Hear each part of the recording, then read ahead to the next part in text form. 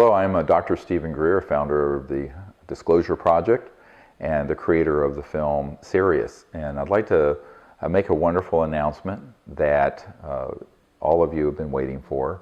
The film Sirius, which went to one of the most watched and top picks on Netflix in the past year and has been seen by millions of people around the world, we are now releasing on our YouTube channel, which is youtube.com/sdisclosure in its entirety, and it can be seen for free. And we're doing this because we want the public to see the last crowdfunded film we did and have that as a foundation for education for anyone who wants to see it, but also to introduce the next film, and that is this documentary feature film called Unacknowledged, an expose of the greatest secret in human history. And it will have a book that goes with the film and will be launched with a massive disclosure event and celebration and concert. We want everyone to be able to see this film, but we would also like, if you can, to contribute to the crowdfunding campaign. Not only in contributing your network and networking with friends and other organizations, but also how you can contribute even if it's just a few dollars to this campaign, so that we have enough resources to do this next project, which is a campaign that ends illegal secrecy on UFOs and free energy once and for all. It is not just this one film and book that is going to be supported, but a whole initiative that goes on into the future. So enjoy the movie, Sirius. Many of you have seen it, many have not. And I hope that you can also support us in this next project, Unacknowledged. Thank you very much.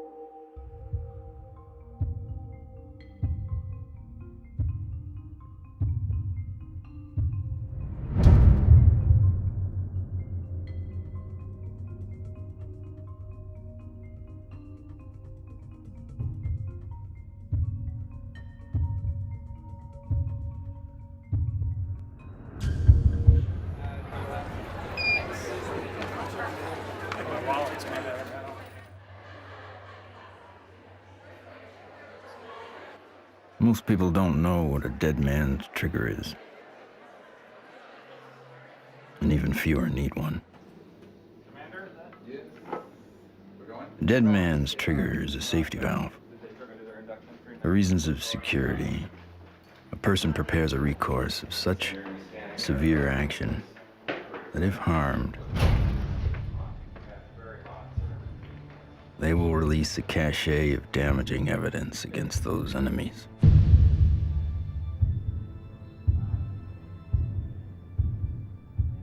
Given his situation, Dr. Stephen Greer is one of those rare men.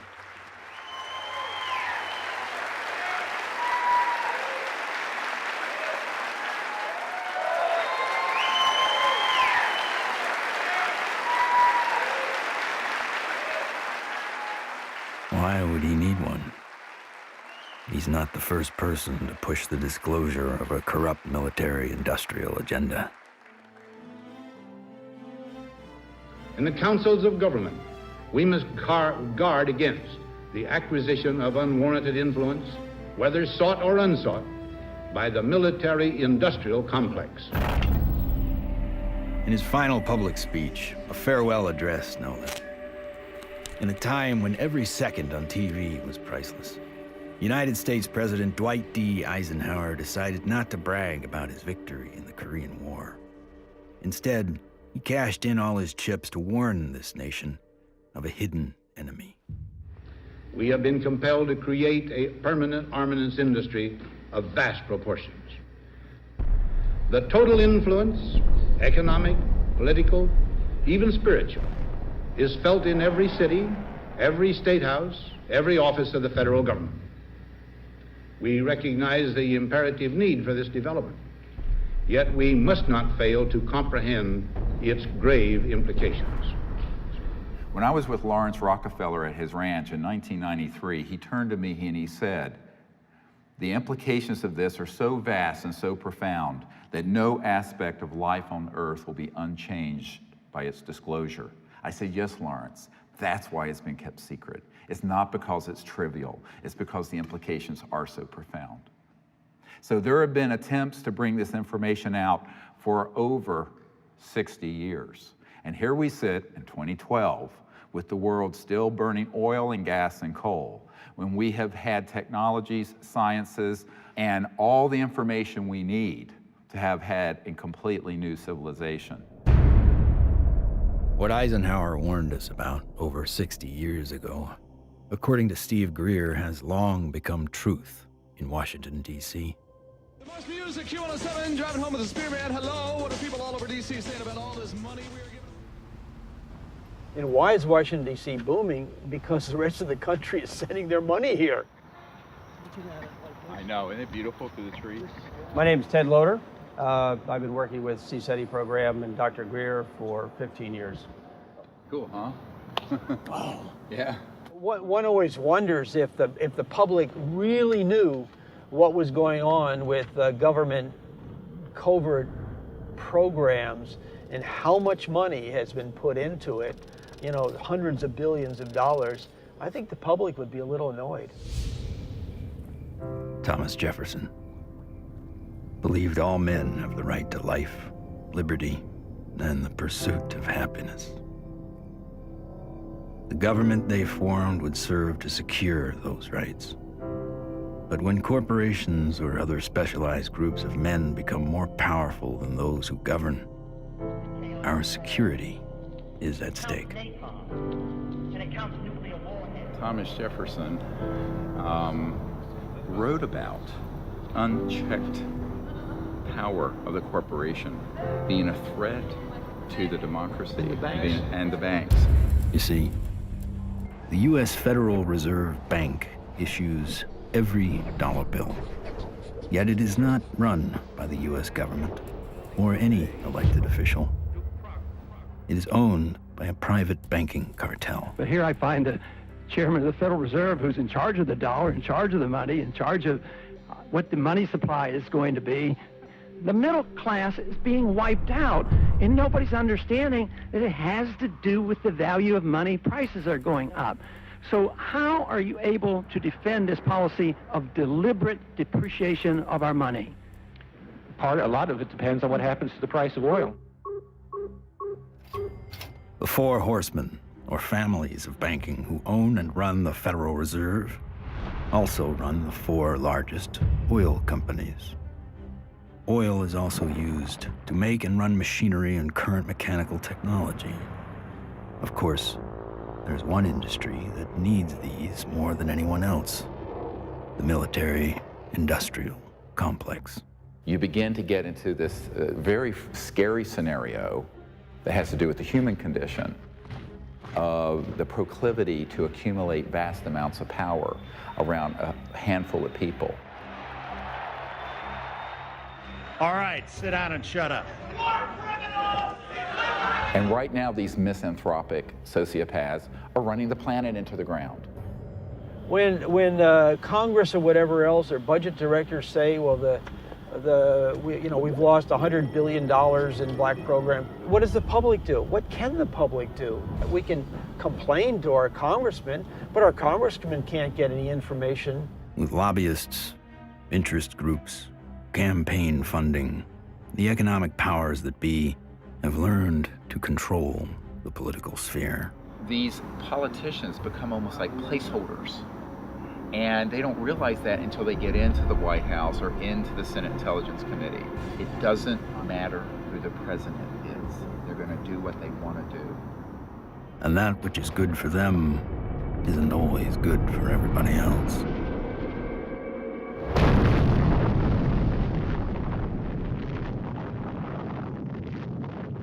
From 1945 to 1998, 2,053 nuclear bombs exploded on this planet. The United States detonated over half of them. Now I am become death, the destroyer of worlds. When the first nuclear bomb was exploded in Trinity, Robert Oppenheimer, one of the founding fathers of the nuclear age, said, "We have done this before."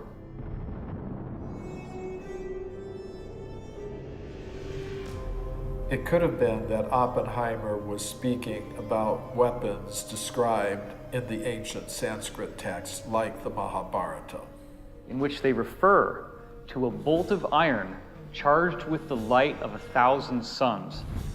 This bolt of iron was hurled in anger and led to an explosive event which is very graphically described in this religious scripture, specifically showing all the key indications of radiation sickness and the various problems with nuclear weaponry that we've come to expect.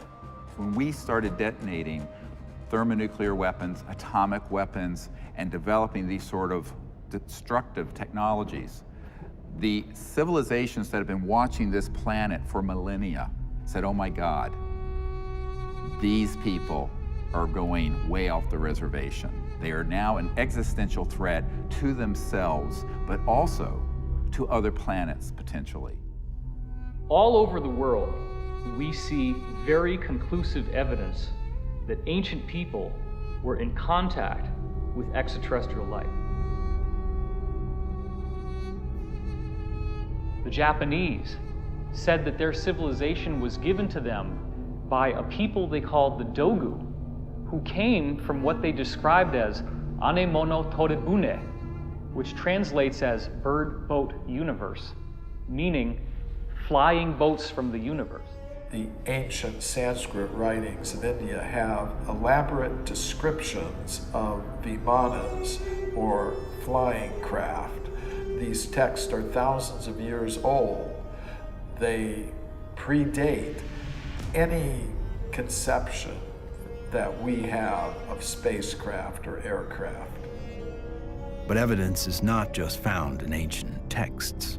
It is also captured in our ancestors' art, as if it was plainly obvious that ET vehicles appeared in ancient skies.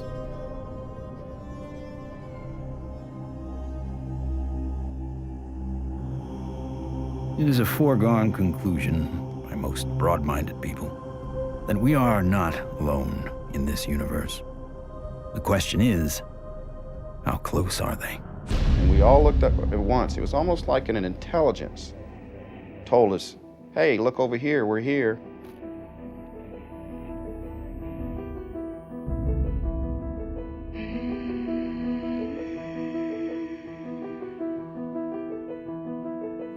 I saw 3 red lights in a triangle almost directly overhead.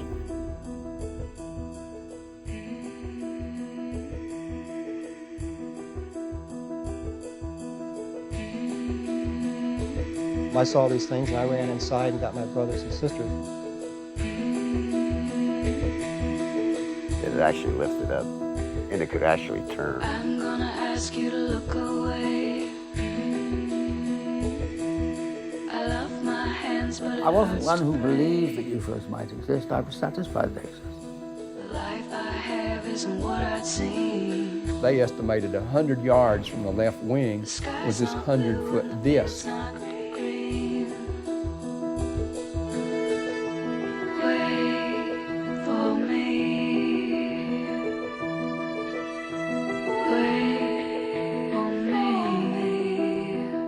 A lot of the astronauts are told to keep it quiet, and they're good Americans too.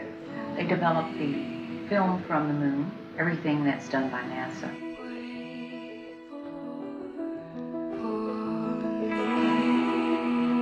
Ma che se ne sanno ancora degli altri superiori.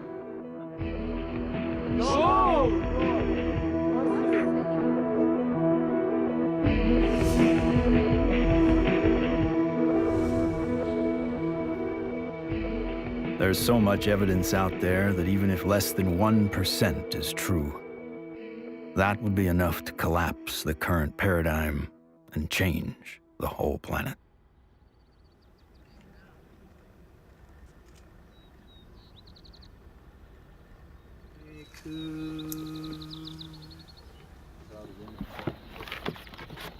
This is our signature tones that we broadcast over a small walkie-talkie. They were recorded in the crop circle. What happens is the extraterrestrials, they come into the area where we vector them in with the signature tones that we broadcast. Then it enables them to home in and get a real good fix on where the site is while we're setting up.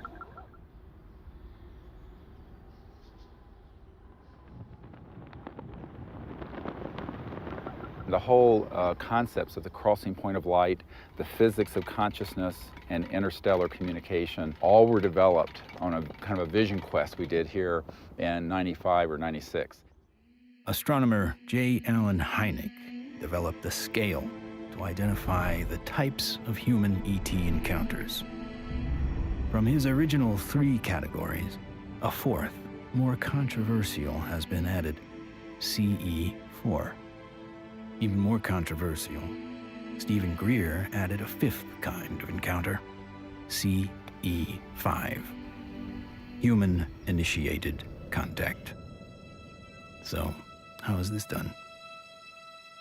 Given Schrodinger's idea that the number of all minds in the universe is 1, in order to make this type of contact, a human could potentially access that single inner consciousness through intense meditation and then visualize his location down through the Milky Way to the planet Earth to wherever he sits under the stars.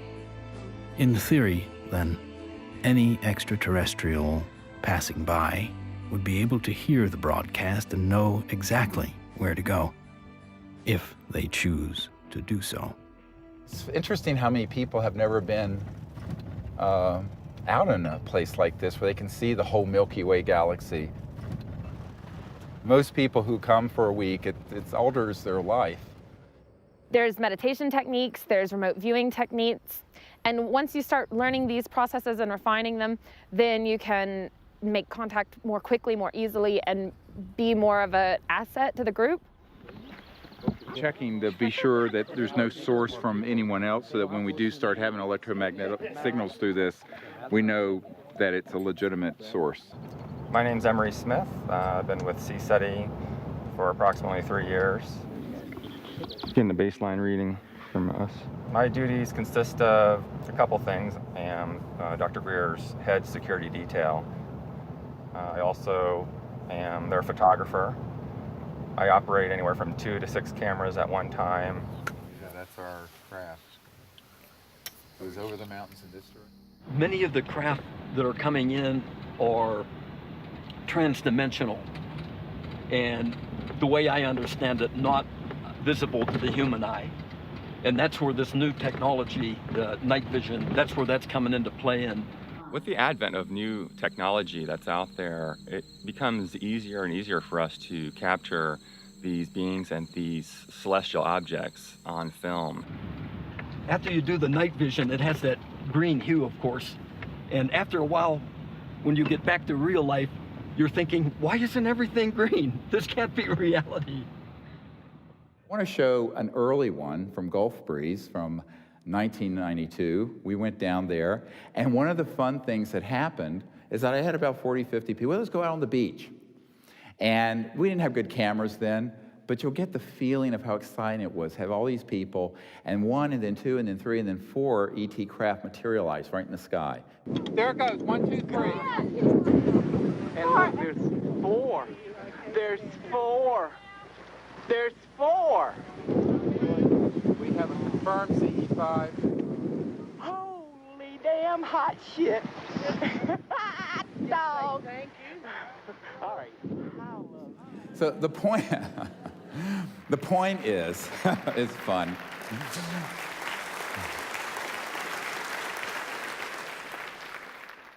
It's your responsibility to go into meditation, find a little bit of time, 10, 15 minutes, and remote view who's up there and how many.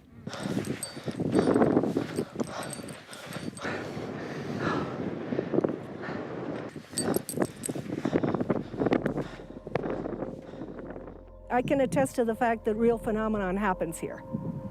I really feel that his CE5 protocols are based on a spiritual kind of positive contact, and I think that that is an excellent model for any kind of communication, whether it be on Earth, in the United Nations or wherever, but in this particular field it's with cosmic cultures. And we use consciousness, meditation, visualization, remote viewing, certain tones, and we do it in a group when we can, or even as individuals. It's just been this series of unbelievable events that are amplified by our meditation. It enforces this communication between us and the ETs, and it's so interactive. I could feel everything, I could hear all the sounds just right there. Perfect. And then this being the little larval one comes up, and we had this hug, and I shared the joy in it, and I'm like just thanking it for this experience. Let's do what we can to feel as if it would feel that this is perfectly normal and natural. Oh, sure. And that, this is... Relax and get in that flow consciousness, exactly. So I was jarred by our group getting tripped out and in that kind of, I was startled by some of the ways that our group was being, and I was going, and then there was moments where I was like, wow, I can only imagine how a visitor might feel. The ETs pick up on your intentions, and if you're really out there just to learn and really want to communicate with these extraterrestrials, well, it's going to happen. Avahanam Narayanam Padma Bhavam Vashishtam Shaktim Chatat Putra Parasharam Cha Yasam Shukam Goda Padam Mahantam Govinda Yogindra Matashashisham. And we ask these extraterrestrial civilizations to join us as they begin to learn of us, to help us, and to understand us, even as we endeavor to understand them and welcome them here to this beautiful planet.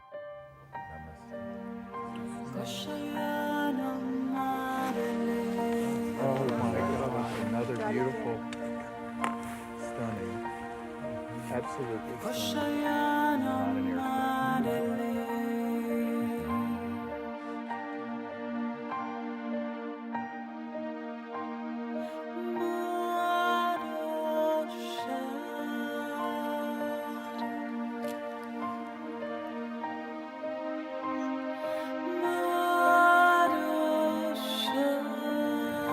Oh, here comes a military plane very quick.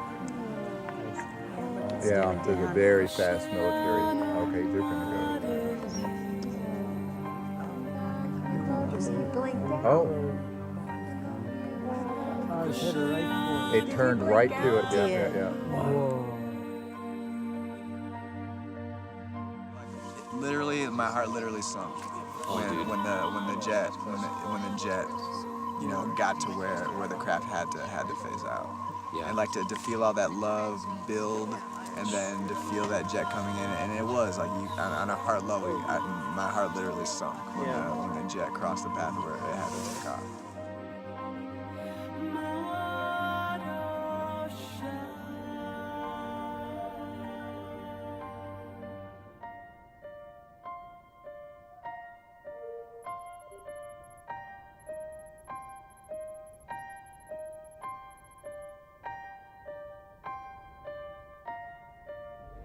So in the camera, that's what you got. You got like this light traveling, and you can see it's not like a satellite where it's got like a path. It's got like a, like a movement. Yeah, and then it's gone. When I was 17, I injured myself. I got so infected. And at the time, because I was very poor and I didn't have any health care, I just laid there and I got sicker and sicker and sicker, and I had a near-death experience. I found myself out in deep space, and it was this experience of complete oneness with the cosmos, not just with Earth and life on Earth, but with the stars and the infinity of creation. It certainly altered the course of what I would end up doing, because I then learned meditation. I actually became very aware of the power of the mind. This experience helped guide the direction of his life. Though Greer went on to earn a medical degree and raise a family, he continued to study consciousness and contact. And decades later, it seems he would be the doctor called upon first to examine a very unusual body. This came to us in the last couple of years, and there's a man who runs an institute in another country that I cannot talk about. But he came into possession of a little creature. It is humanoid. It does not look human. We have acquired an EBE, an extraterrestrial biological entity. We're flying over to Europe soon to take some tissue samples and do some DNA testing. This was found in the Atacama Desert. We don't know how it came about. Here's the great view of the face and cheekbone, very complex. Now there is a fracture here, and behind this right ear is caved in, and that's how this ET being was killed. We have the best scientists in the US from Stanford that are going to be doing the testing itself to see what this really is, and also to rule out what it's not.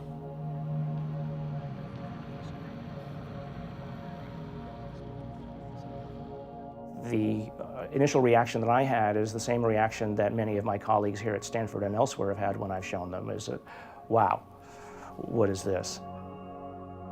The question is important enough in at least two ways. The primary reason is that there's a lot of claims about specimens and claims about aliens.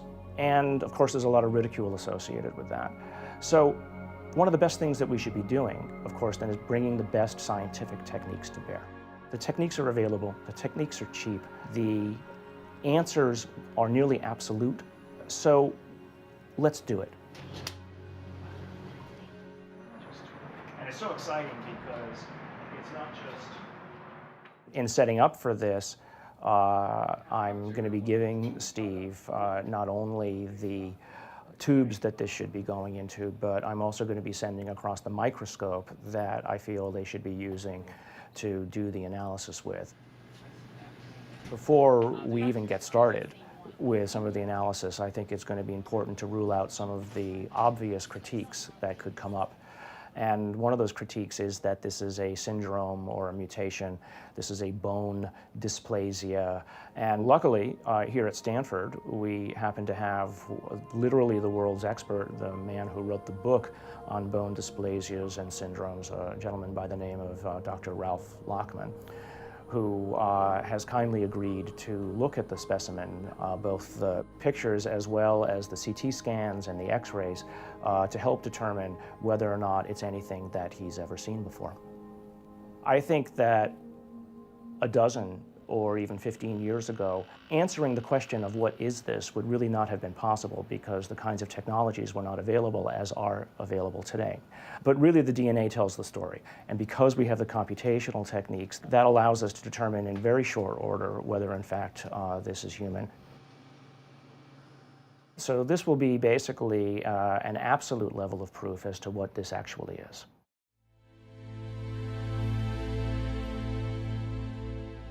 The problem is not proving that UFOs exist. It's when you begin to expose the energy and propulsion systems behind how they're getting here. You're talking about unveiling an entirely new science that would replace oil, gas, coal, nuclear power, public utilities. And this is the $600 trillion problem. The patent office, after they fired me, I had to wait 6 years before I got rehired. Everybody at the office was avoiding the case. But when they finally did, the arbitrator wrote an 85-page report on how the media had caused my dismissal. So I only got a 30-day suspension out of the whole thing, which was taken out of the tiny little bit of 6-year back pay. So that was great. Yeah, it was. Wonderful. Yeah, it made it all worth it, so to speak, because that's how we were able to open the offices and stuff. It was very comfortable. No feeling of being shocked or anything else, just a good feeling, comfortable. What scientists need to do and normal people need to do is they need to look at the hardcore evidence, decide that, oh my gosh, ETs are real, and then get over that. And if that's the case, then you can start extrapolating because they're getting here, which means they have solved the physics problem, if you will. That's an actual photograph that Mark Whitford took, a friend of mine. And you see the stars in the background. So this is a fixed camera. The craft was a triangular craft moving away from him, and all of a sudden it makes a right angle turn. Apparently it has what I would describe as inertial shielding. It's the only way something can make a right angle turn without having everybody killed inside of the craft. Though we experience inertial forces every day, their origins remain a mystery. However, there are theories that point to interactions between objects with mass and a quantum energy field. Inertia is due to the zero-point energy interaction. You're interacting with a charged matrix, which is a zero-point field. If you try to change that, then you get a reaction force. There must be an interference shield of electromagnetic nature that would stop that interaction with the zero-point field.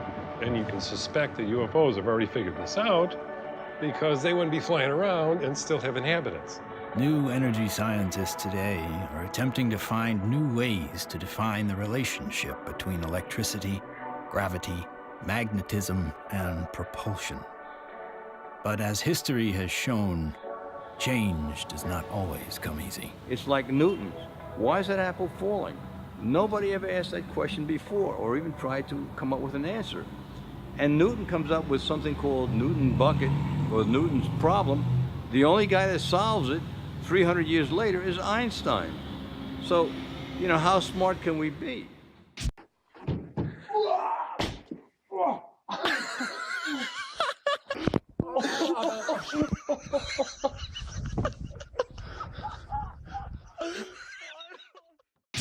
If you look at everything normal within the conventional wisdom, you're not going to learn anything new. My name is Morgan Boardman. I am the Chief Financial Officer of Morningstar Applied Physics. My business partners are Paul Murad and Dr. John Brandenburg. What we're doing, like I said earlier, is we're using a magnetic field that's rotating about the axis with the hope of generating a magnetic vortex. In essence, we are trying to start a civilian advanced research projects agency.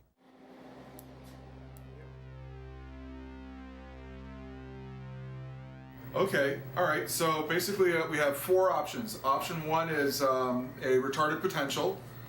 Option 2 is a lagging image, right? Yeah. Option 3 is pointing vector as a motive for propulsion, or how that may be what's happening, right? Yeah. And that's actually taking angular momentum and changing it into linear momentum if it's working the way we want it to, right? Yeah. Okay, and then the fourth one. The fourth one is that we are somehow either generating and or absorbing gravity waves. Do we accept Einstein's viewpoint that thou shalt not go faster than the speed of light? If you look at a black hole, the comment is the gravity is so strong that nothing leaves. But it does have something that leaves the black hole, and that is gravity. So does that imply that gravity moves faster than the speed of light? Could be. Gravity is another one of those seemingly self-evident forces that has raised a number of questions. How does it really work? How can we use it to our advantage? In the mid-1920s, T. Townsend Brown discovered that electric charge and gravitational mass are coupled, and that by building devices that harness these interactive forces, we could create advanced propulsion. At about the same time, Nikola Tesla and Thomas Edison won the Nobel Prize in physics, but both refused it. Tesla was at the end of a long career of inventing. He had advanced technology in the fields of X-ray, radio waves, internal combustion, and, of course, atmospheric electricity. When everything was said and done, he had earned 112 U.S. patents. He proved that electricity can travel wirelessly in the air, and ultimately died penniless. However, his work did influence many others, most notably Lester Hendershot and Dr. T. Henry Moray. Hendershot invented a magnetronic generator to energize an impossible flight, if fueled by gas, that took Charles Lindbergh and the Spirit of St. Louis from New York to Paris.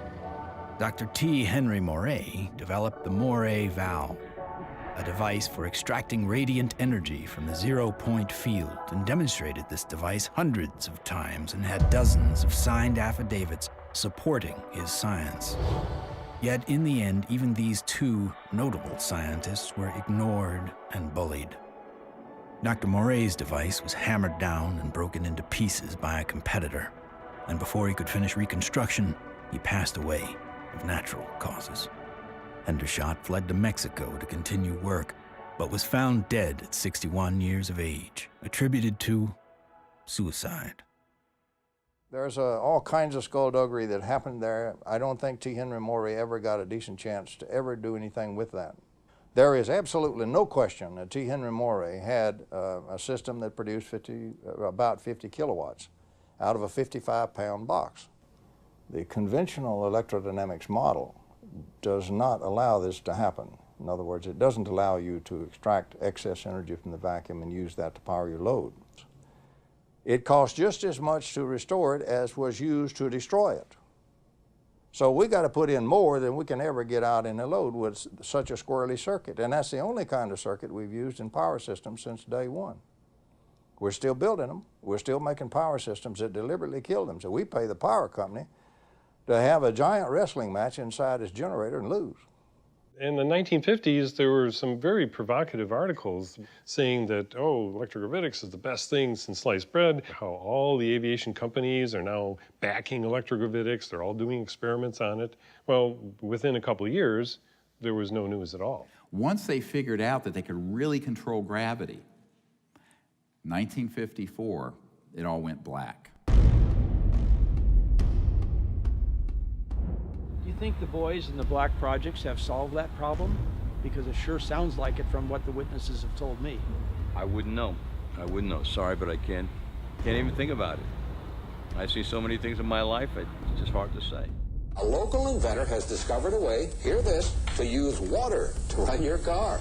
What Stan shared with me was interesting. In order to run this engine off of water, we've also had to learn the ability to adjust the burn rate of hydrogen to co-equal the fossil fuels.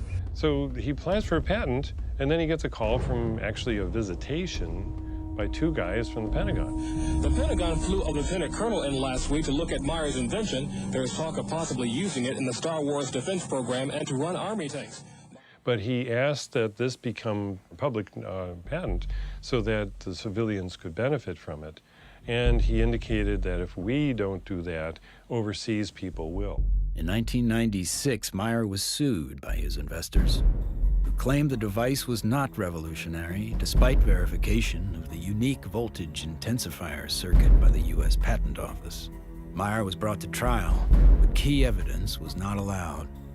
His oral testimony was not even recorded due to an audio recorder malfunction, and the judge recessed early for vacation. Later, Meyer made an appeal but was denied. He was found guilty of fraud and ordered to repay his investors, putting an immediate dent on the idea of funding new technology. On March 20th, 1998, Stanley joined his brother and 2 NATO officials for a dinner meeting. Stan took a sip of cranberry juice, grabbed his neck, ran out of the restaurant, and fell to the ground, saying, "They poisoned me." He fell down after eating at a restaurant nearby where he lived, fell down the parking lot, said, "I've been poisoned," collapsed. And that's on the police report? The police report confirms his words. The cause of death was written to be an aneurysm, though he left behind just enough materials for others to piece together his process. The full secrets of his device died with him.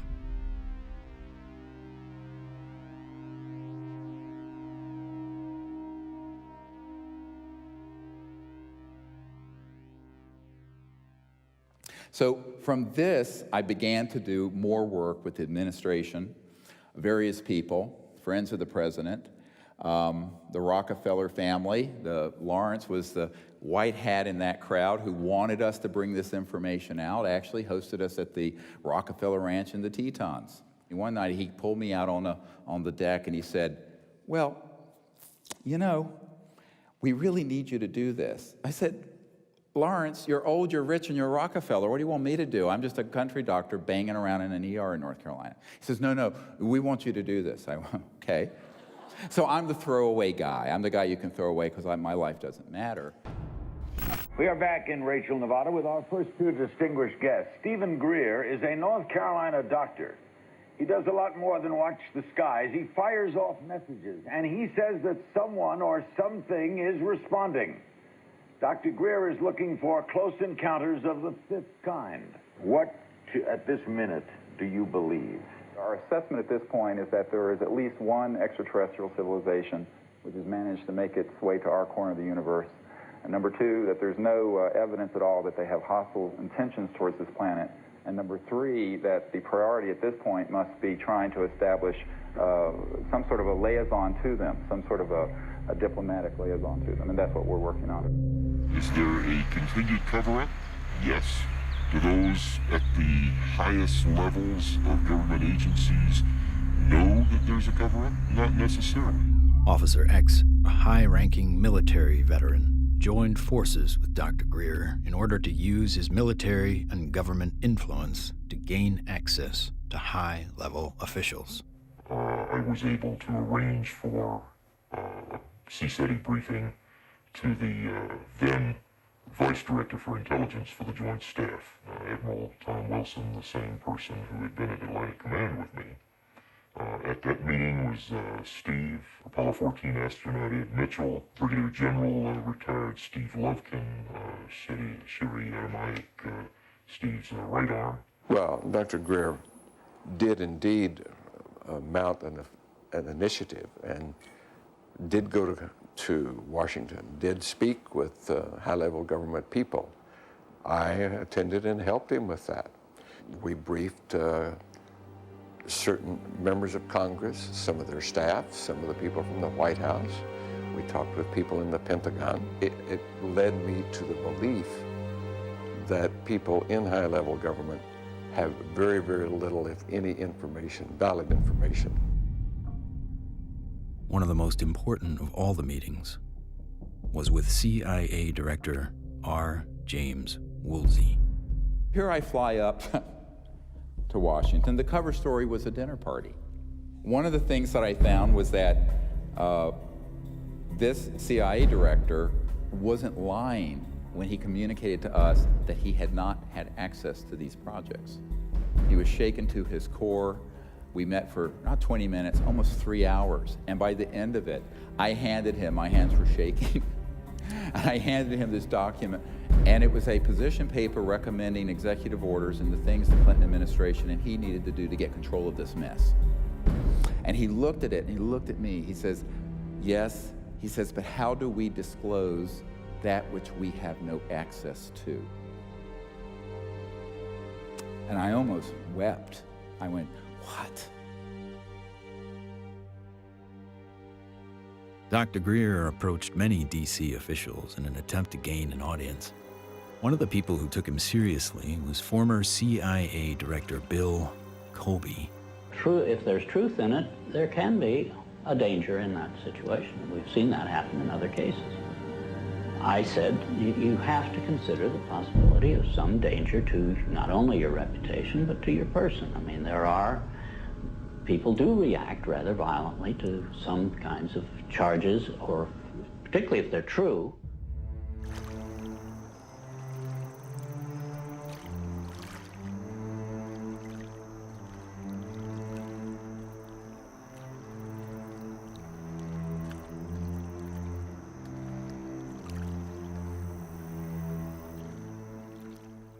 Now, you know, I'm a 30-some-year-old doctor with 4 kids, a golden retriever, and a house in North Carolina. So I'm going, this is down the rabbit hole fast.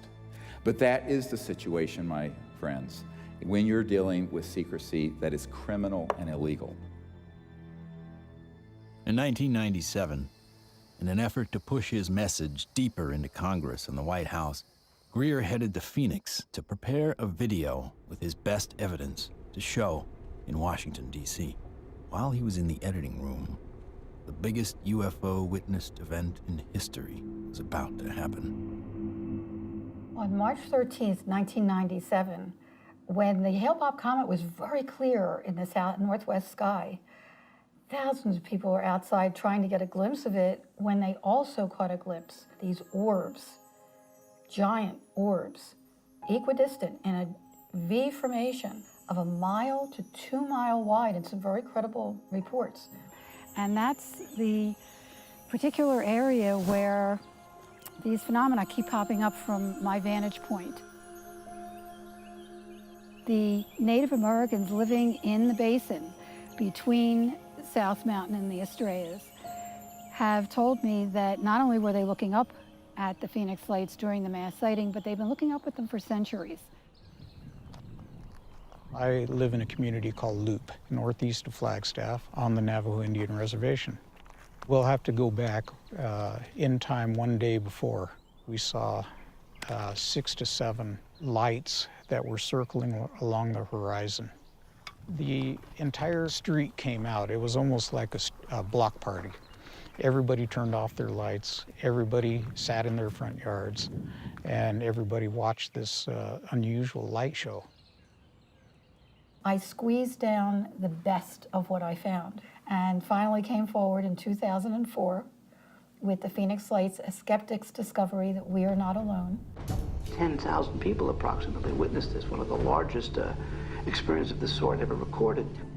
The Phoenix Lights phenomenon didn't seem to be falsifiable in any way. It was being validated by most everybody that saw it. The ultimate, shall we say, insult was the governor of the state of Arizona, Fife Symington, finally calling a news conference saying that he has finally got the answer to the Phoenix Lights, and he introduces some staff member dressed up as a space alien. People got very angry because here is the top elected official of the state making fun of what I estimate to be close to probably 10,000 people saw this.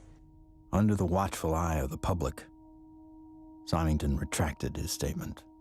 If you had been here 10 years ago and standing out here and looking up there at the lights and the view, you would have been astounded. You would have been amazed. The so-called Phoenix Lights were seen by many people in 1997. Skeptics say they were military aircraft or flares, but not the former governor. It was probably some form of an alien spacecraft.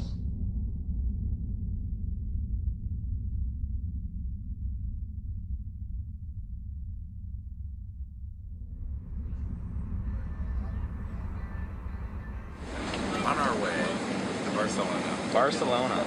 To retrieve the evidence. Dr. Bravo. Hi, Dave. Are you ready for the trip? I'm ready for the trip. I'm so excited. We're going to do some very wonderful work, and I can't wait to get the results. Upon arriving in Spain to look at the being for the very first time, I was kind of skeptical. It was definitely a game changer for my thought process to actually see it in person than to see it on film. The first thing we had to do was go to the radiology lab because we needed x-rays and CAT scans before we did anything. Porque esto es, ya se lo comenté que era un poco difícil de hacer. Es, ¿okay? The best we can get. Lo mejor que podamos. Porque evidentemente no se puede manipular para nada. No. The head radiologist at the center saw the beam and was quite impressed. And the first thing she said was, "Wow, that looks like an alien." That's really okay. This is fabulous. This one's pretty good for you. Yeah. Okay, that's good.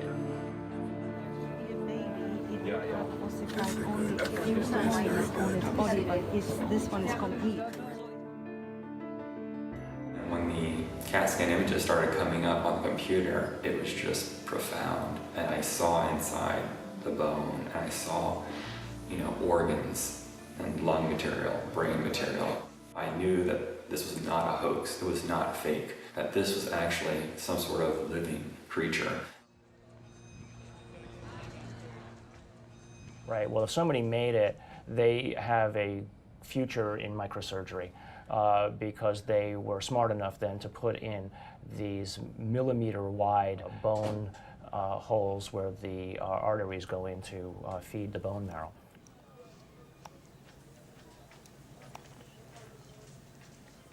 And so now the challenge is to prove what it is, right? My interest, frankly, is to disprove that it's anything unusual or anything paranormal. I would like to prove that this is human. I would like to prove that this is just an interesting mutation. But obviously, if you leave your mind open, or I should say, if you leave your mind closed to alternatives, you'll never see what those alternatives might actually be. In every situation with scientists, your reputation's at stake. I have every expectation that even doing this is going to lead to some ribbing from some of my colleagues, right? But I think that that's perfectly acceptable because at the end of the day, who's going to validate these things? If someone isn't willing to step forward and do it right, then you're going to have it sitting out there forever, hanging in limbo, right? I mean, if you let other people and their opinions stop you from believing what you know to be true, then all you're doing is stopping the possibility of progress. Anytime anybody tries to study this subject seriously, we're subject to ridicule. I'm a full professor at a relatively major university, and I'm certain that my colleagues at the university laugh at me and hoot and holler behind my back when they hear that I have an interest in studying unidentified flying objects. There's really a subtle kind of suppression at play here. You don't worry about what the CEO of Enron thinks about what you say. You worry about what your friends think. You worry about what your parents would think if you posted whatever you care about on Facebook or something. We take the risk to appear to be a crackpot. There may be people who are going to be threatened by that for any number of reasons. My feeling was that I was involved in a lot of strange activities, so I tried to say to myself, let's not look at this with too much exposure and mention it because there's a question of credibility. This should be the subject of rigorous scientific investigation and not the subject of rubbishing by tabloid newspapers. MUFON is the Mutual UFO Network, and it was founded in 1969 by Walt Andrus. And our mission statement is the scientific study of UFOs for the benefit of humanity. MUFON is the world's largest UFO investigative organization. We have approximately 3,000 members worldwide. Approximately 500 of those have their PhDs.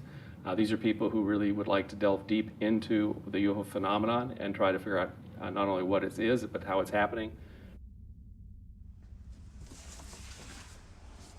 Armed with what he thought was some of the best available evidence, including the Phoenix Lights, Steve Greer organized a Project Starlight briefing before several Congress, Pentagon, and White House staff members. Things seem to be on track for disclosure. Of the device and the internal, all of it. with a lot of detail, and this is a cutaway. This was done and escaped government control, whereas the Bentwaters case took 20-some years in England. So this is in our possession and not the Ministry of Defense. So, where it would never be found. Where it'd be going to a black hole, right? But then the bad news came. Sherry Adamiak, Steve's partner and longtime friend, along with Steve and another team member, were all suddenly diagnosed with a malignant cancer. I've had these experiences since I was a child or a young man, but to articulate them so other people understand them, I need someone with capacity to hear it. She was that person. I mean, it's been, you can't resolve it's things. been very hard for me. Oh yeah, you know, I know. You get up I know every it day, has been. you know, but.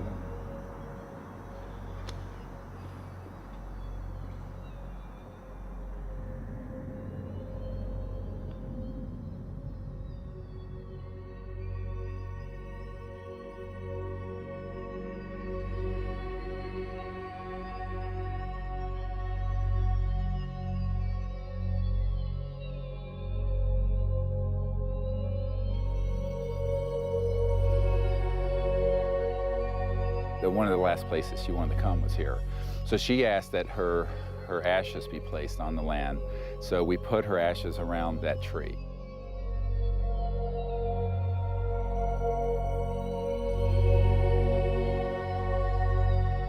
I don't take anything for granted, frankly, and so each time that I do a presentation or lead a group, I think, this may be the last time.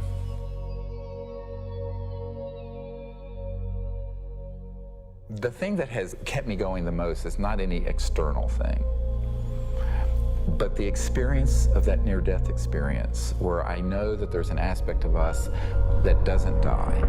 That is why I can go mano a mano with these elements and not be afraid. I shouldn't say be afraid, not stand down. Everyone has fear. I've certainly had my fears. But it gives you an anchor so that you can go forward.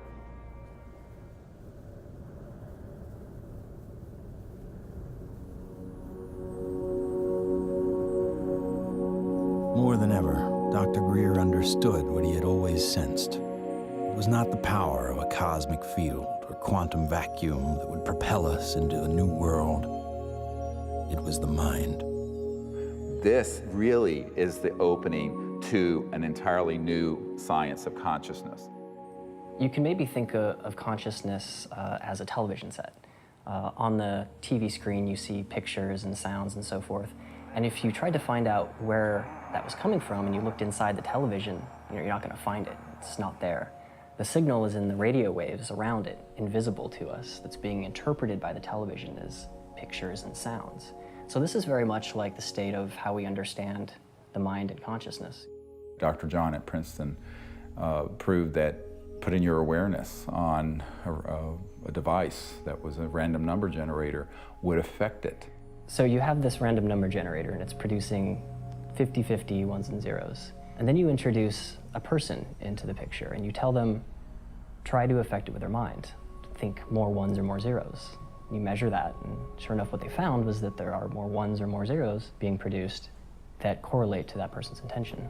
So we can see effects being produced forwards and backwards in time, which is really strange. Distance doesn't seem to matter as much. You can get the same strength of effects if you're right in front of the REG or if you're on the other side of the planet.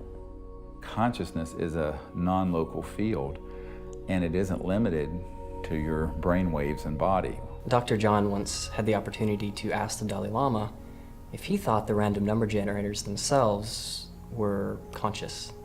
And the Dalai Lama thought about it, and his reply was that if you think they're conscious, then they're conscious. Just like consciousness can have positive effects on the zeitgeist or ether, it can also work the other way. Unfortunately, when you start to deal with inventors who have anomalous results that seem to be over unity, Paranoia seems to accompany that process. And John Searle's famous for having a circular magnetic device that has both energy and propulsion built into one unit. And the electric company felt that this guy was stealing money, took him to court, went to jail, his house caught fire, and all of his property and all of his designs burned. The concept of freedom, this sort of idea of people having the liberty to pursue happiness and to pursue abundance, this has been completely, in a sense, turned upside down. We actually reprinted a report on the military involvement of the Department of Energy. And it's so extensive, it's the major operation that goes on there. There have been over 5,000 patents that have been sequestered by the national security state, taken out of the public domain. Many of them deal with energy technologies. It's a policy that the military seems to feel is necessary for national security.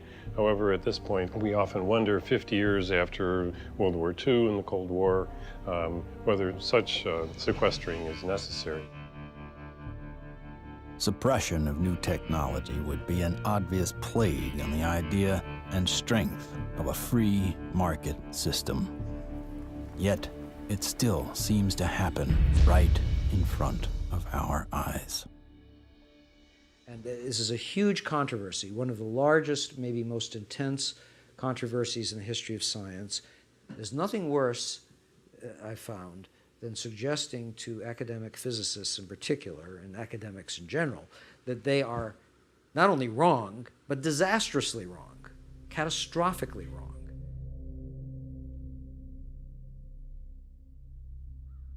Cold fusion patents have not been approved. They will not get through. American citizens are being denied their constitutional rights. I inadvertently was looking through some piles of paper that had been given to me in a casual manner by all these hot fusion physicists as they were trying to do their calorimetric repeat of the Pons-Fleischmann experiment. And I was stunned. I couldn't believe what I was seeing. It looked like monkey business to me at the time, and it has turned out to be exactly that. It was represented as a negative result when it was positive. And that data is scientific fraud, as far as I'm concerned. It's been referred to legal authorities in the government. I asked for a review at MIT, got nowhere. If this type of manipulation had occurred in any legitimate research area, such as cancer research, AIDS research, global warming research, anything that's accepted as reasonable to be researching, the people would lose their jobs, they wouldn't be in science. And yet, these people today, their data is used today, to year 2000, and all before, to reject patents.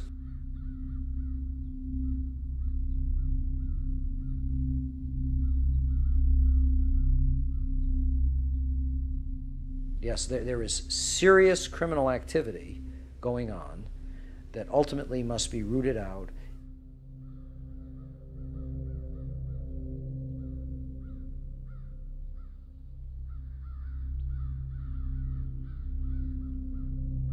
It became very clear to me that, you know, you kind of had a tiger by the tail here, and that this was serious. For a moment, Dr. Greer considered shutting everything down. He had been threatened and swindled far too many times. Sherry was gone. He had no office, no staff, no money. Back in 1998, I was given information by a friend that Dr. Greer was having a conference. Literally the month that Sherry Adamek passed away, within 30 days, I have this scheduled event.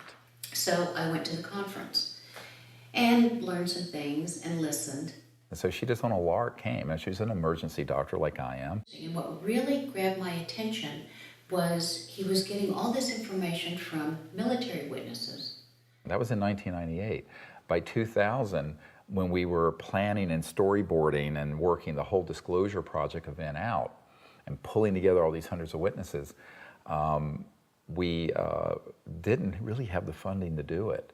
But she got so supportive and involved that she lived very modestly and took all of her excess income and donated it.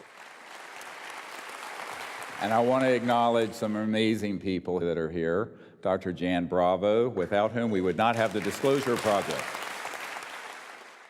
But it's not just the funding she's provided, it's the moral support and the encouragement and the friendship. And so she's just become a very key person. And, you know, it's sort of metaphysical and odd that literally the month that Sherry Adamek passed away, within 30 days, I have this scheduled event.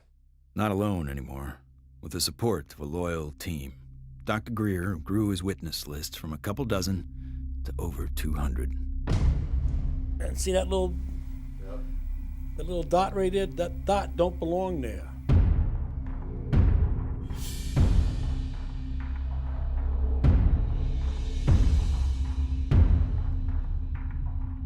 I said, I'm one of those, what you would call the high government officials in the FAA. I was the division chief.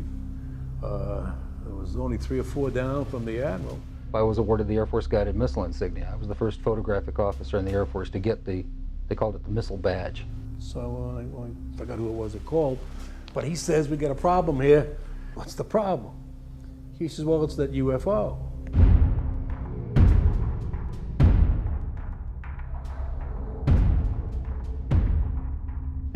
We weren't launching real nuclear weapons, we were launching dummy warheads. They were the exact size, shape, and dimension and weight.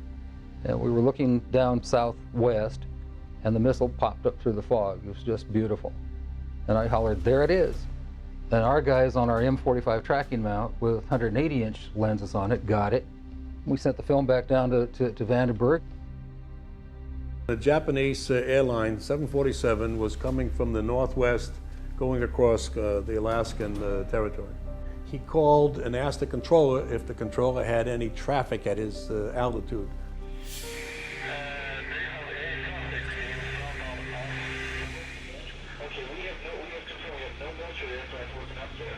His radar is picking up a target. He sees this target with his eye, and the target, the way he described it,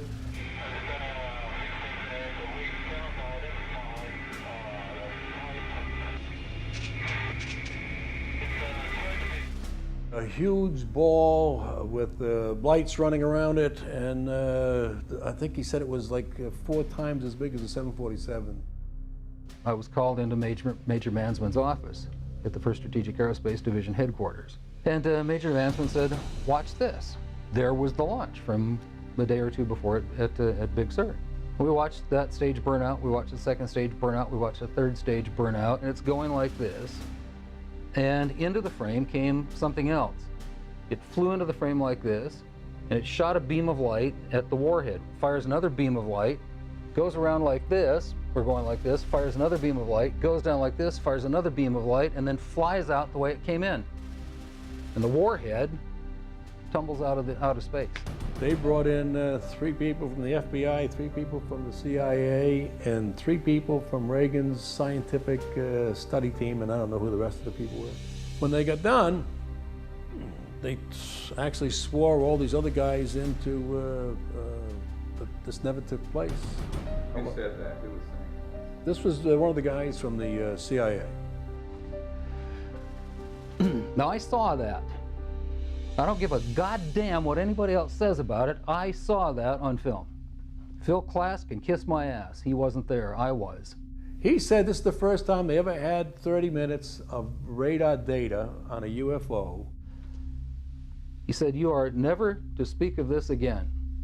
As far as you're concerned, this never happened. So I said, yes, sir, and walked out, and that was the last I talked about it for 18 years.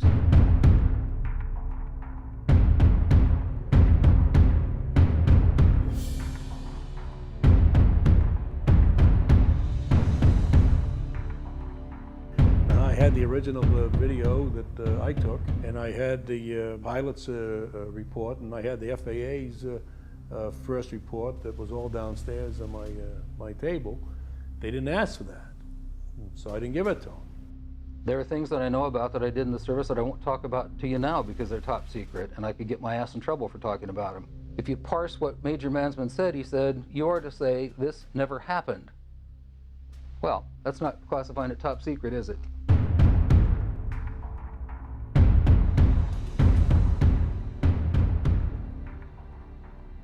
And I was a part of a United States Air Force cover-up for 18 years. But who do you tell that you were involved in a UFO incident without them looking at you like you ain't wrapped too tight? What we photographed up there affected me for the rest of my life and made a huge impact on my understanding of the universe and of governmental manipulation of our minds.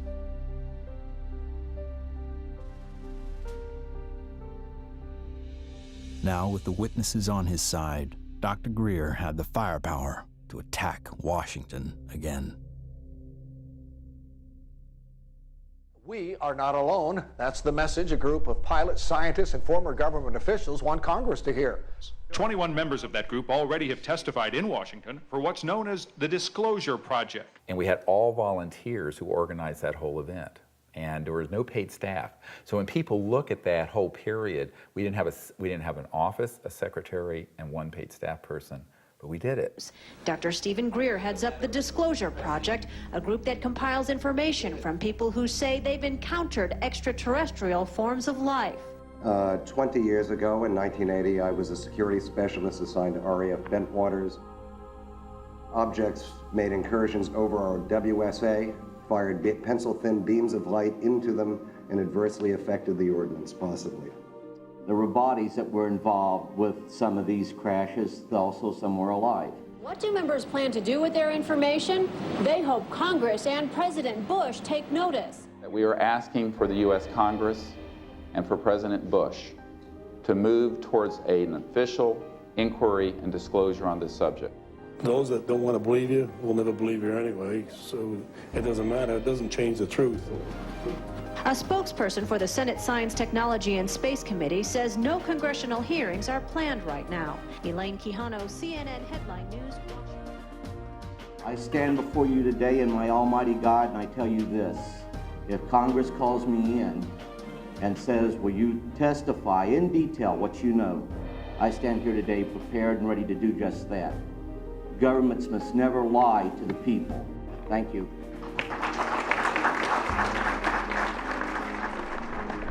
The number of people Dr. Greer had managed to get behind him was monumental. In a perfect world, an event of this proportion, with that amount of coverage, would have been enough to start a legitimate movement. But of course, we hardly live in a perfect world.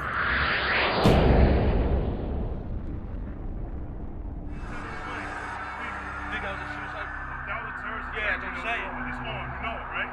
I don't know, guy. Everything's fucked up. 9/11 became the mother of all news stories and completely changed the game for everyone. Fear, panic, and strife were imprinted in the public consciousness. To what end? Not to go after Al-Qaeda, but rather to invade the sovereign nation of Iraq. Given such a drastically overt misstep on the part of a U.S. government led by an oil family, the question on some people's minds is whether or not this disaster was exploited, or worse, engineered. The Gulf of Tonkin in the Vietnam War, Chiang Kai-shek in the Korean War. False flag operations are nothing new. However, according to some, the ultimate card to play might be yet to come. How do you grow the trillion-dollar military-industrial complex that Eisenhower warned about into a $2 or $3 trillion program? You got to have a bigger enemy out there. Von Braun's purpose in life during the last years of his life, his dying years, was to educate the public and decision makers about space-based weapons. First, the Russians were the enemy against whom we're going to build space-based weapons. Then terrorists would be identified, and that was soon to follow. In 1977, I was at a meeting in Fairchild Industries, and in that room were a lot of charts on the walls with enemies, identified enemies, names that people had never heard of, names like Saddam Hussein and Gaddafi. But we were talking then about terrorists, the potential terrorists. No one had ever talked about this before. And they continued the conversation about how they were going to antagonize these enemies, and that at some point there was going to be a war in the Gulf. According to these theorists, after the military-industrial complex had its war against terrorism, the next enemy that Dr. von Braun identified on Earth would be third world country fanatics. But with no more enemies left, the people would soon be taught to look to space. The next enemy was asteroids. Now at this point, he kind of chuckled the first time he said it. Asteroids, against asteroids, we're going to build space-based weapons. So it was funny then. And the funniest one of all was against what he called aliens, extraterrestrials. That would be the final card. And over and over and over, during the 4 years that I knew him and was giving his speeches for him, he would bring up that last card, and remember, Carol, all of it is a lie. 99% of all the information out in the public on this subject is well-crafted disinformation designed to scare people to support the next phase in global warfare. And this kind of corruption is why the only things that are being made on this subject are things that redound to paranoia and fear in the military-industrial complex. I occasionally think how quickly our differences worldwide would vanish if we were facing an alien threat from outside this world. I don't think we're moving forward if we trade, factional and ideological war from one ethnic or religious or economic system into an interplanetary conflict, because that's A, not survivable, and B, would be even worse in terms of galvanizing the world around a military structure. That has been the central organizing principle of our society for a few thousand years, actually. It is hard to concretely prove that 9/11 was a false flag attack because the people behind it are so good at covering their tracks, especially with the compliance of the mainstream media. If you had trillions of dollars, you'd be pretty good at it too. The adversary is closer to home. It's the Pentagon bureaucracy. According to some estimates, we cannot track $2.3 trillion in transactions. $2.3 trillion in transactions. According to the Comptroller General of the United States, there are serious financial management problems at the Pentagon. Fiscal year 1999, 2.3 trillion missing. Fiscal year 2000, 1.1 trillion missing. And DOD is the #1 reason why the government can't balance its checkbook. I would like for you to respond to the questions that I've put to you today. I've forgotten what the second question was. How does one carve out a billion unacknowledged or 10 billion unacknowledged taxpayer dollars?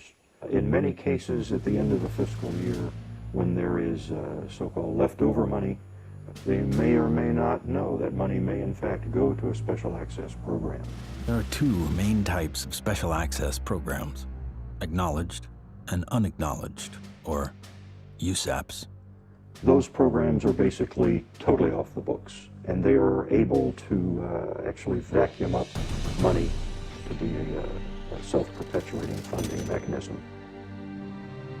Certain USAPs are waived and also completely managed and controlled by private contractors, so they enjoy the secrecy protections only afforded to private corporations.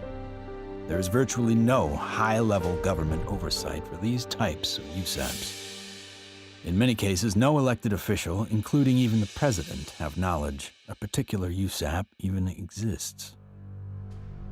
Between 1947 and 1949, the government passed the National Security Act and the CIA Act. These laws allowed the intelligence community to withdraw money from any agency without disclosure. Essentially, money could be stolen from any program, and no elected official would ever know about it. Great view of the eye socket. Very different eye socket from, and that's another thing that the scientists who've looked at this at Stanford have commented on. If you look at this creature and you look at the cranial vault, how large it is, The size from the eyes up is at least 3 times that of a human. One of the first things that Dr. Lockman immediately remarked upon was the shape of the head and the skull. It was not something that he is accustomed to seeing, and it was quite interesting and in some ways exciting that the associated features that you would expect from a syndrome of that nature were not found.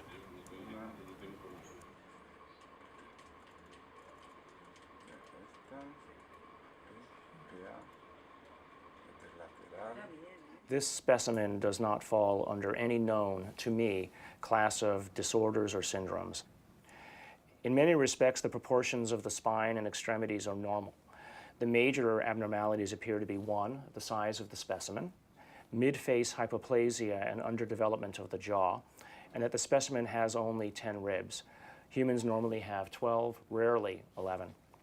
One of the most remarkable aspects of this is when we came down to study the actual bone density. One of the features of fetuses that a specialist looks at is the so-called growth plates of the epiphyseal joint, say, of the knees. The shock, I think, and the surprise was, and the absolute certainty that Dr. Lockman had was that this specimen is between the age of 6 to 8 years old. The shock was that this specimen was clearly not fetal. How do you explain how something 6 inches tall survived to any length of time that would allow for it to survive 100 or 1,000 years ago?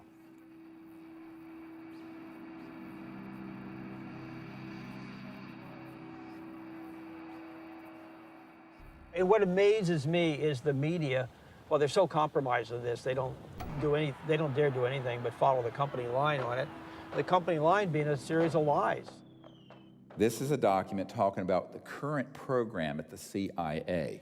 And it says that the PAO, Public Affairs Office, has relationships with reporters from every underlying major wire service, newspaper, news weekly, and television network in the nation.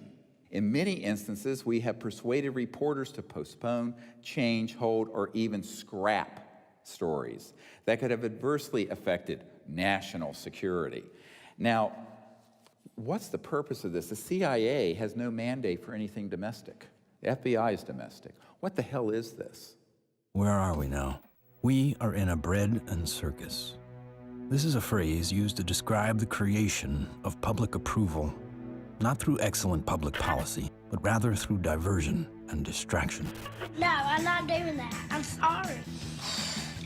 You are driving me nuts. That's ridiculous. Keep people fat, keep them happy, keep them diverted, and keep them entertained with drivel and shock and nonsense. That's, unfortunately, the sort of thing that has taken the place of news and information. So that what we're seeing today is a world in which perception is being managed by as little as 5 major media corporations who collectively control magazines, newspapers, corporate news websites, television stations, movies, documentaries. Who are these people? Who could be behind the curtain? Who could possibly be controlling us so effectively? A shadowy government with its own Air Force, its own Navy, its own fundraising mechanism, and the ability to pursue its own ideas of the national interest, free from all checks and balances, and free from the law itself. Majestic 12 is real. Notorious MJ-12, which is no longer called MJ-12. I'm trying to find out the new name. Basically, it's an oversight group intermingled with the National Security Council and the National Security Planning Group. They have full control. They have no congressional oversight whatsoever. They answer to nobody. Whatever activity is going on, to the extent that it is a clandestine group, a quasi-government group, a quasi-private group, it is without any type, as far as I can tell, of high-level government oversight. And that is a great concern.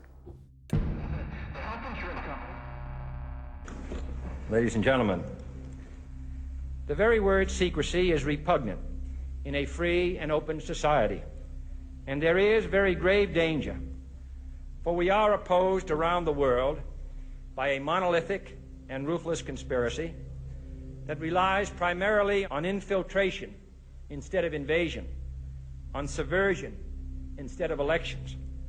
Its preparations are concealed, not published. Its mistakes are buried, not headlined. Its dissenters are silenced, not praised. It is a system which has conscripted vast human and material resources into the building of a tightly knit, highly efficient machine that combines military, diplomatic, intelligence, economic, scientific, and political operations. And we are, as a people, inherently and historically opposed to secret societies, to secret oaths, and to secret proceedings.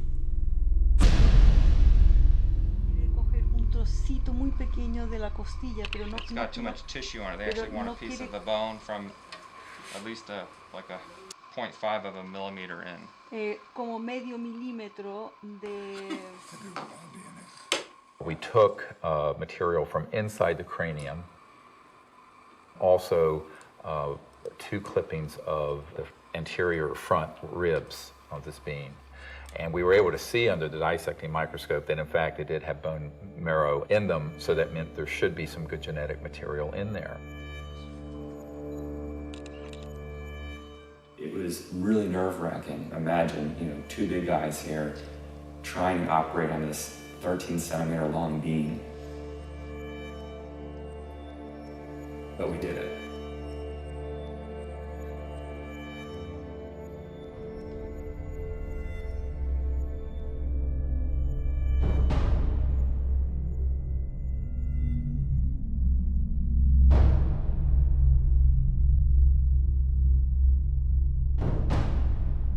The DNA analysis is being done by some of the world's best, but even the world's best need to be cross-checked, which is why I'm doing the 3 different facilities.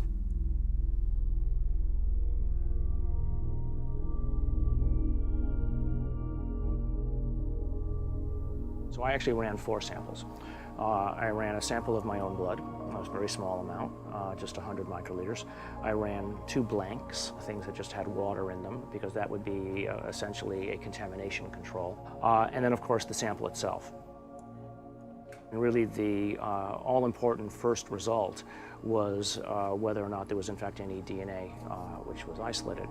And the actual shock for me was when I got the amount of DNA out of this sample. It was way above what I had originally expected.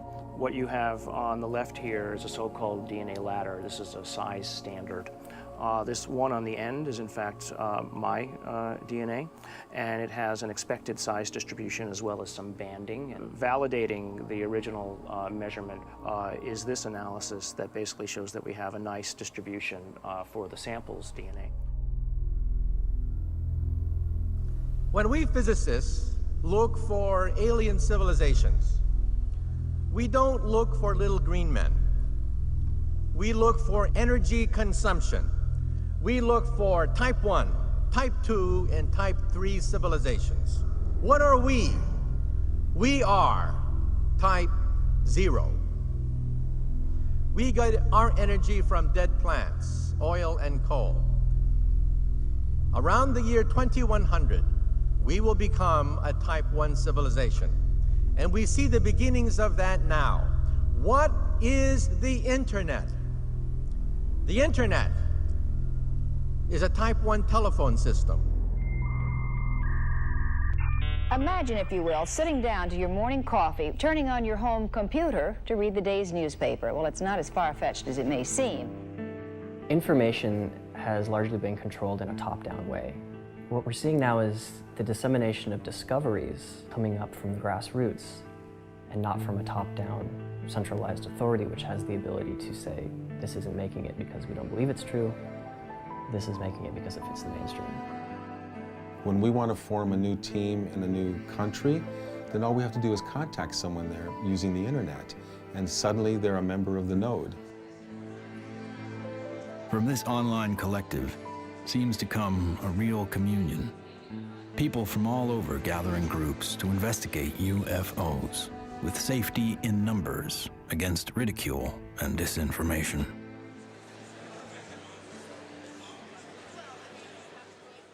What we found in the past is we had a lot of anecdotal stories, but we didn't have a whole lot of data. With the advent of computers, personal computers, and the internet, we've been able to collect the data and analyze it through some 200 plus data points to allow us to be able to compare cases and to see exactly what's happening and what the trends are. Nick Pope is our guest. He made this information public. He's also the former head of the Ministry of Defense's UFO project. So if anybody knows, we think it's you, Nick. The Ministry of Defense is in the process of declassifying and releasing its entire archive of UFO files going back decades. It's interesting and worth pointing out that while the British government is releasing their files and their documents, President Obama, who promised to do the same during the campaign, he still has not. 15 years. 15 years this spring. Oh my God. But I figured that, you know, after the disclosure project, we'd get this information out and we could go on with life. How do we keep battering the ram at this door? Where do we find the strength to keep going forward? When you think that you're the only person that has the knowledge, you become marginalized. Steve was instrumental in bringing together a large group who had been involved in this subject and who for the first time realized that they were not alone in trying to come forward on the subject.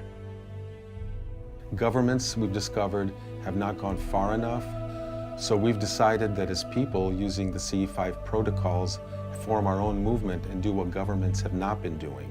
We think of this as the People's Disclosure Movement. And so we feel it's important to create an effort that's a global effort, which this has become. My name is Mark Benz, and this is Rex, and we're in Bodega, California, and we're doing CE5. My name is Jeff Bird, and here in Winchester, Virginia, USA, we are doing CE5. My name is Peggy Brewster, and here in Middleton, United States of America, we are doing CE5. We have 1,150 teams of CE5 ambassadors, which are spread over 52 countries. My name is Andre, and here in Sweden, we are doing CE5. Und wir machen zusammen CE5 in Deutschland. Here in Burlington, Ontario. Brisbane, Australia. From Chester, Virginia. In Hamilton, Ohio. We are doing the CE5.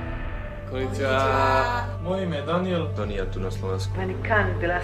Es Leo Ortiz. And here in Vancouver, British Columbia. CE5. The CE5 context mas. CE5. CE5. CE5. We're doing CE5. And the reason I think that's so important is that it not only builds the knowledge base, but it also further potentiates this concept of pioneering a new pattern of peaceful contact. And that is something that no other group, large group on Earth is doing. Certainly isn't being done by the State Department and the Senate Foreign Relations Committee. It seems to be it only takes one person to make contact. But hundreds of voices worldwide is a call that can't be missed.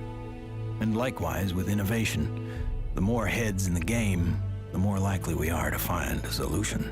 There's many technologies that people have talked about, many ways to the mountaintop. We have so many modes of converting quantum vacuum energy or zero-point energy. Some people think they know how to do it. Okay, fine. But if you do it theoretically, that's one thing. But then you got to do it experimentally, and that's the hard part. Those opposed to new energy technologies can tie the hands of hundreds of inventors. But how will they ever fare against tens of thousands? The output milliamperage is more than the input milliamperage. It's a clear indicator of overunity. I'm gonna ask you to look away. I love my hands, but it hurts to pray. The life I have isn't what I'd seen. The sky's not blue and the field's not green. Wait for me. Wait for me. Wait for me. Wait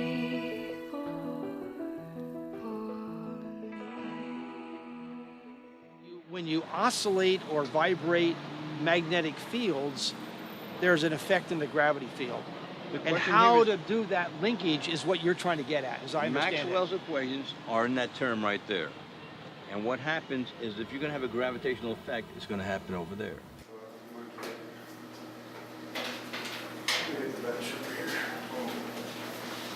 Josh, I think I can help too. This channel here represents revolutions per minute. These are representing weight that we're measuring on the load cells.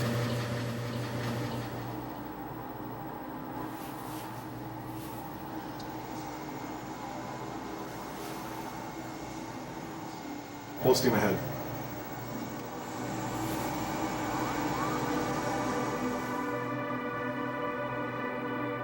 When we look at our data, we lost 7% of weight. If we move this thing and it loses weight, I must be generating gravity waves. Though the device maintains its shape and size in terms of dimension, it is losing mass. That's a possibility. If it is losing mass, then certainly it would also be affecting time in a very localized manner. By looking at new technology, you could break through new commercial aspects to improve our society.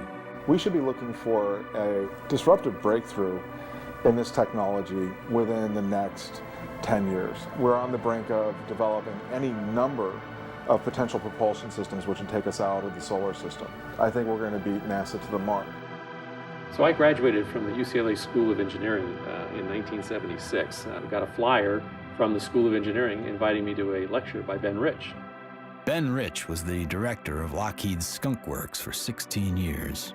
He oversaw a number of USAPs that were secretly managed at the Skunk Works, including, most notably, the development of the F-117 stealth fighter. Ben shared a slide set of about 40 slides of different things, starting with the U-2 spy plane, going all the way up to the stealth fighter at that time, mentioning that he couldn't talk about the other secret stuff. But when he ended his talk, he had a slide of a black disc zipping off into outer space. And he ended his talk with these words: "We now have the technology to take ET home." So you have to have vision, and you have to have the guts and the courage to go out past the steps and do something of any value, and we have to go past our grasp. And we asked him questions about it. What did you mean when you said we have the technology to take ET home? Ben shared three major things that I think are worthy of research by researchers worldwide at this point in time. The first was we've somehow figured out how to do interstellar travel already. It's known. The second point he made was that there was an error in the equations. My suspicion is it's probably Maxwell's equations for electromagnetic theory. The third thing he said was, how does ESP work? And I was really kind of startled because I didn't know what to say. But I blurted out, I don't know, all points in time and space are connected. And he looked me back in the eye and he said, that's how it works.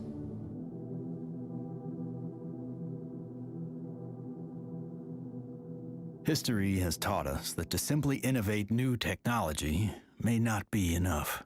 We have to find a way to get past the suppression. We've already now had a breakthrough just a couple months ago of the tritium battery. Finally, a company has come up with an actual commercializable unit, but it's very small. It's designed for an IC or some small circuit component. So this is a good sign, because it shows the way to introduce a free energy device is to introduce a small version of it. If you have a revolutionary energy device, it has to be introduced in a way that doesn't look like it's a revolution.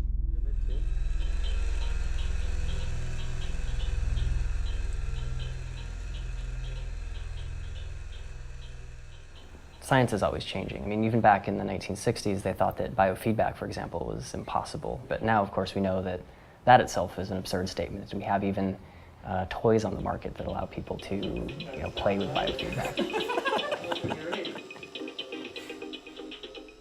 These sciences have been around for decades. They have been ruthlessly kept secret because of the kleptocracy of what I call the petrofascists, the people who are hell-bent on maintaining the power of a centralized petrodollar oil, gas, coal system. So that does create scarcity because that is a zero-sum game. But when you take us off that system onto this new system, it's an entirely new macroeconomic order, and scarcity becomes non-existent.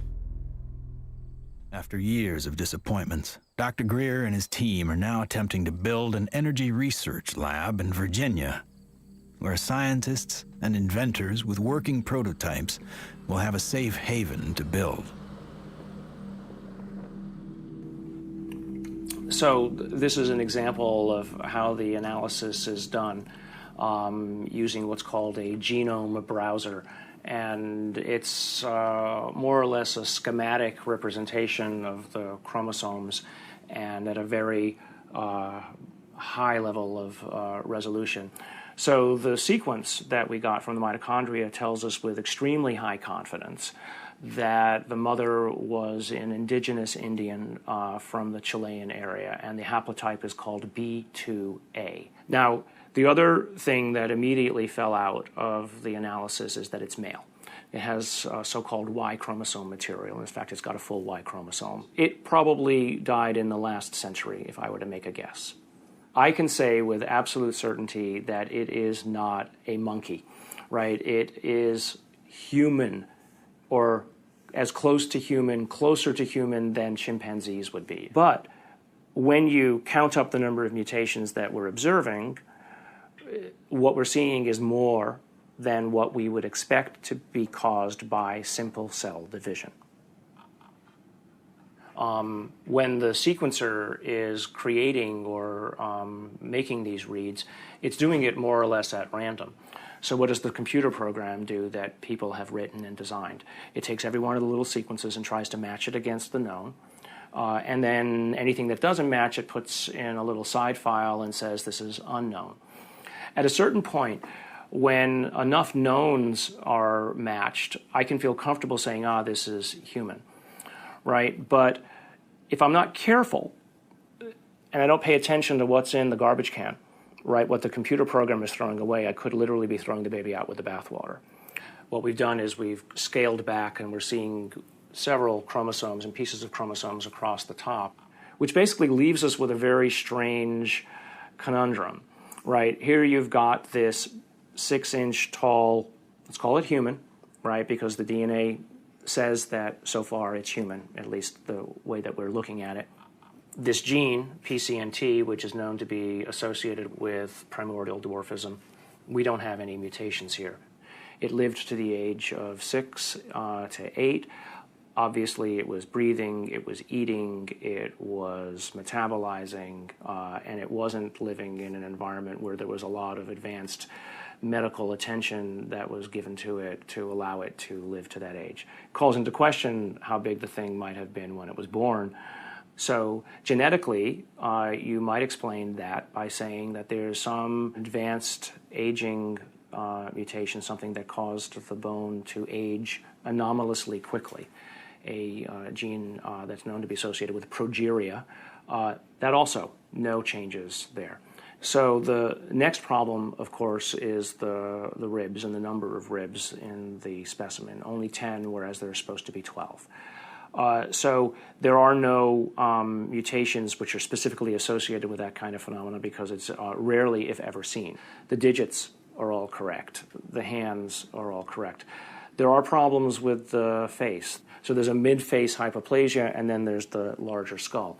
So again, I think in summary, there are genes associated with any one or two of the anomalies that we see in the specimen, but there is no mutation which is known to accommodate or call for all of the mutations. Even with the things that we know could be assigned to one or more of the anomalies, we don't find them in the genetics of this specimen. That leaves open the question, what genetics is causing the anomalies that we are observing. So although I entered this thinking DNA was the answer, it made me realize that in the context of the bigger biology questions, there are other levels of control that need to be understood and answered. The non-coding RNA, epigenetics, etc. And things that we probably haven't even thought of yet. So if I just look at, this is base pair 19,800,000 or so at this edge of the open region. I can go all the way over here, and now I'm at 21,000 or 22,000. So the answer is not finished, and it's not as easy as actually, frankly, I thought it was going to be at the beginning. So that's basically 2 million base pairs of DNA where nothing seems to sit. It's just like the way societies do things. They try to fit things in boxes. We have literally written a computer program that does exactly that, tries to fit it in the box. Doesn't seem very efficient, so on that basis, people would call it junk. But I think we now know that there's any of a number of other features of what DNA is doing in there. It is expressed. And so we need to be careful, obviously, that we don't let our instincts or the programs that we write to match our instincts make the decisions for us. No matter what, for me, this has been a fascinating, more than an exercise. As soon as I've collated this information into a form that other people can take advantage of, and it's accepted for publication, I'm just going to put it out on the web. You know, I don't have the resources to study and follow down every single angle that this opens up. But, you know, maybe there is a listener out there who will be sufficiently intrigued by this to do the analyses themselves, and maybe they'll find something that I missed. Great.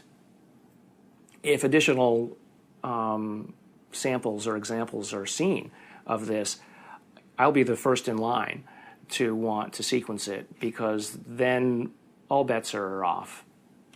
I want to say other things here, but I also don't want to open myself up for, you know, attack. This search may have uncovered a major finding about life in the universe and its origins.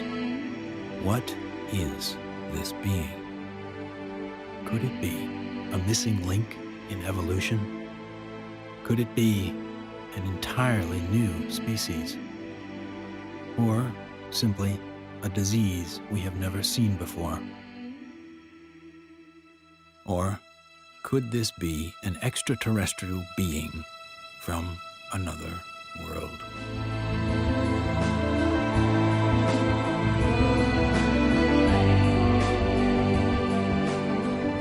Whatever the case may be, this challenges the boundaries of human scientific knowledge. Dr. Gary Nolan has set a new precedent for scientific investigation and rigor in the realm of the seemingly impossible.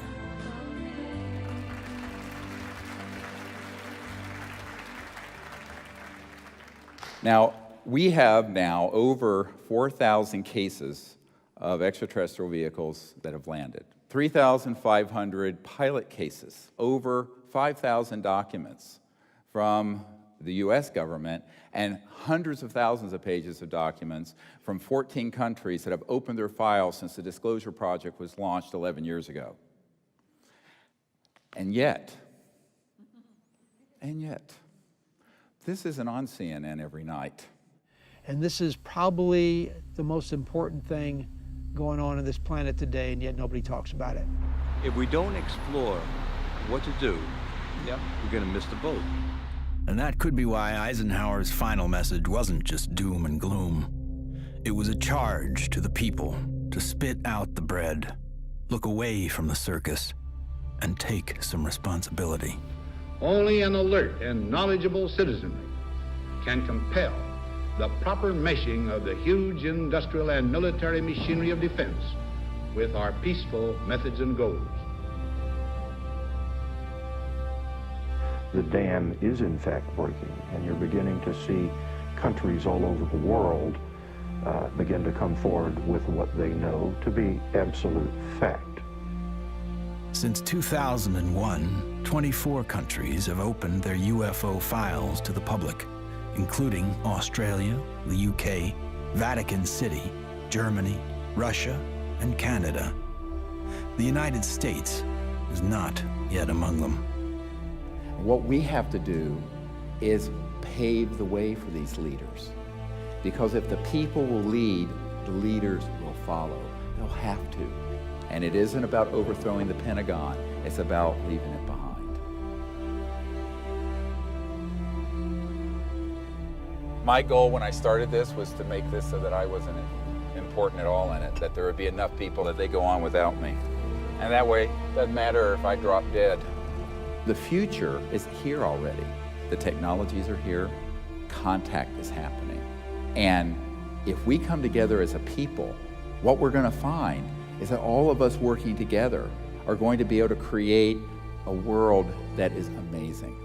If every single one of us told everyone we know that we're being visited by intelligent life, that the sciences are here to give us a new civilization, we're liberated from that macroeconomic slavery, but this is the destiny of humanity.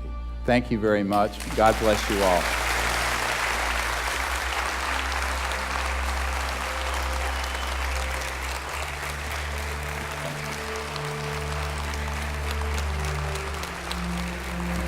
Thank you.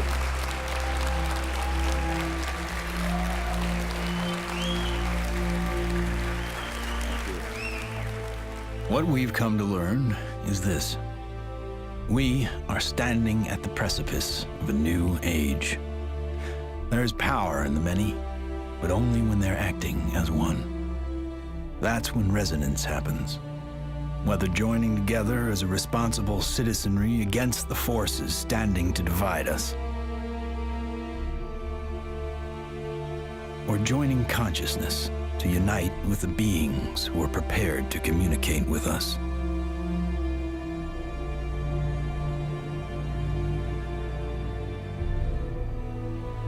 In order to succeed in this endeavor called life,